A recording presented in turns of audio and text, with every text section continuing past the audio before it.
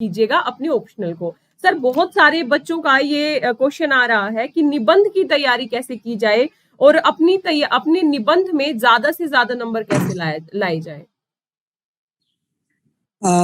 निबंध अगर आप देखेंगे तो आप 2 निबंध लिखना होता है, आपको 10 से 11 पेज मिनिमम लिखना होता है। इसके लिए एक 2 चीजें मैंने किया था। एक अगर अलग अलग प्रीवियस क्वेश्चंस को देखे तो मैं 2013 से प्रीवियस क्वेश्चंस को लिखा, मतलब देखा कि कौन से टॉपिक्स में पूछा जा रहा है। तो मैंने लगभग 17 से 18 डिफरेंट कैटेगरीज में सारे एसेज को मैं बांट पाया, इंक्लूडिंग जो फिलोसॉफिकल जो एसेज होते हैं, जैसे हेल्थ, एजुकेशन, एग्रीकल्चर, ये हो गया, इंडस्ट्री, कभी इंडिया पे ओवरऑल पूछ दिया या कोई फिलोसॉफिकल ऐसे पूछ दिया। तो ऐसे 18 कैटेगरीज बने थे।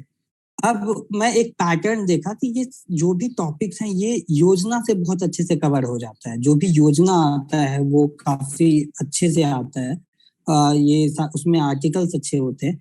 सो मैं 30 महीने का योजना को कवर किया था। उसमें मेनली जो एडिटर्स पेज होते हैं उसको कवर किया था, और जहां जहां मुझे लगा कि अंदर भी पढ़ना चाहिए वहां से मैं कंटेंट जो है 4 से 5 दिनों में ये पूरे योजना को मैं कवर किया था, और अंदर से भी कंटेंट निकाल के मैं फर्स्ट पेज पे लिख दिया। फिर उस फर्स्ट पेज का मैं जेरोक्स कराया, तो जितने भी योजना 30 महीने के सबका फर्स्ट पेज का जेरोक्स मेरे पास जो एडिटर्स पेज होता है उसका जेरोक्स था, प्लस उसमें कुछ अगर मुझे एडिशन करना है उसमें एडिशन कर दिया, और जो भी सेम टॉपिक्स की योजना है उसको एक साथ स्टेपल कर दिया। तो पहला कंटेंट मैं योजना से बनाया। तो दूसरा, जो भी आप न्यूज़पेपर या जो भी आप जीएस में पढ़ते हैं वो अपने आप जो एसे का कंटेंट बिल्डअप होते रहता है। और तीसरा कि जो टॉपर्स के मॉक पेपर्स होते हैं उसको मैं काफी पढ़ा। उससे आपको ये रियलाइज होता है कि ऐसे लिखना कैसे है, उसका स्ट्रक्चर क्या होगा, पैराग्राफ का साइज क्या होगा, क्या क्या डायमेंशंस लिख सकते हैं।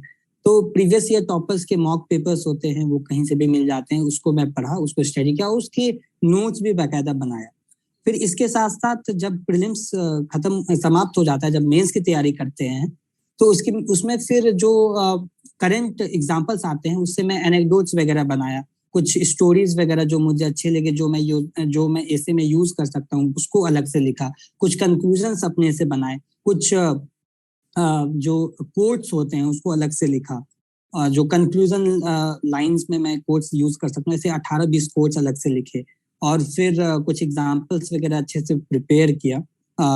फिर एक जो ऐसे का जो स्ट्रक्चर होता है वो भी प्री डिसाइड किया कि अच्छा मैं एनेक्डोट से स्टार्ट करूंगा, फिर टॉपिक से लिंक करूंगा, फिर ऐसे सब हेडिंग डालूंगा, ऐसे डायमेंशनलाइज करूंगा। तो ऐसे करके पूरा जो स्ट्रक्चर है वो पहले से डिसाइड करना होता है, क्योंकि एग्जामिनेशन में बहुत कम टाइम होता है।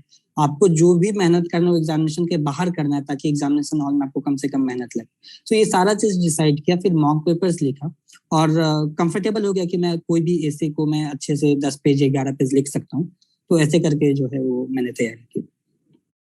तो दोस्तों आपको ना ये जो टॉपर स्ट्रोक होती है ये बहुत इंपॉर्टेंट होती है आपकी तैयारी। यदि आप इस हिसाब से अपनी तैयारी को करते हो कि एक ऐसे को लिखने के लिए आप देख रहे हो कितनी मेहनत की गई है, पिछले 30 महीनों की योजना, फिर उसको किस तरीके से सब जो टॉपिक सेम थे वो कंबाइंड किया गया, किस तरीके से भूमिका पे काम किया गया, निष्कर्ष पे काम किया गया। तो आप सोच रहे हो कि आराम से आईएएस बन जाओगे, तो दोस्तों ऐसा नहीं है। आपको बहुत कड़ी मेहनत करनी पड़ेगी, जैसा कि टॉपर्स हमेशा करते हैं, और फाइनल सिलेक्शन उन्हीं का होता है जो लगातार लगे रहते हैं, लगातार मेहनत करते रहते हैं और सही दिशा में मेहनत करते हैं।